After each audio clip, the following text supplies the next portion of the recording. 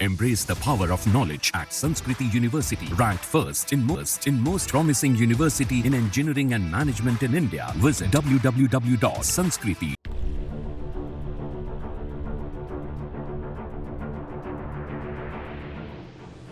Iran द्वारा Israel पर missile attack के बाद G7 देशों ने तनाव कम करने के लिए बुधवार को आपात बैठक बुलाई गई।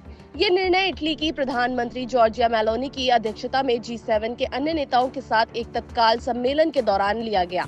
बातचीत के दौरान G7 के नेताओं ने इजरायल के खिलाफ ईरान के हमले की कड़ी निंदा की है। इसी बीच भारत ने अपने नागरिकों से ईरान छोड़ने के लिए कहा है।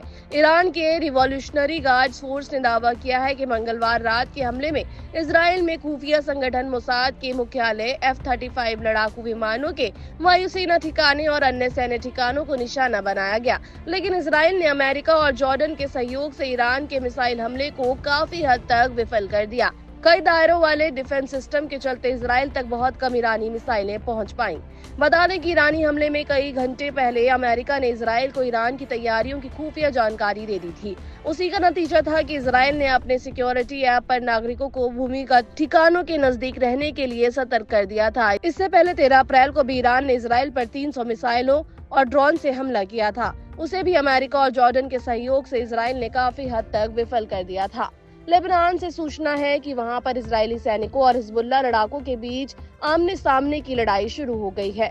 इजरायली सेना के मंगलवार तड़के लेबनान में घुसने के बाद बुधवार को पहली बार ये आमना सामना हुआ है। इजरायली सेना ने कहा है कि हमलावर दोस्तों की मदद के लिए टैंकों और बख्तरबंद वाहनों की अतिरिक्त टुकड़ियां दक्षिणी लेबनान में भेजी गई हैं। इस बीच इजरायली सेना ने दक्षिणी लेबनान के 24 गांवों में रहने वाले लोगों से इलाका खाली करने के लिए कहा है। वहां बने हिजबुल्लाह के ठिकानों पर इजरायल के हमले होंगे।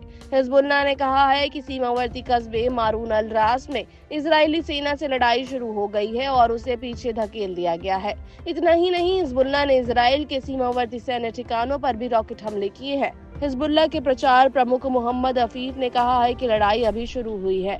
हमारे संगठन के पास लड़ाकू हथियारों और गोला बारूद की कोई कमी नहीं है। इजरायल को हमले का खामियाजा भुगतना होगा।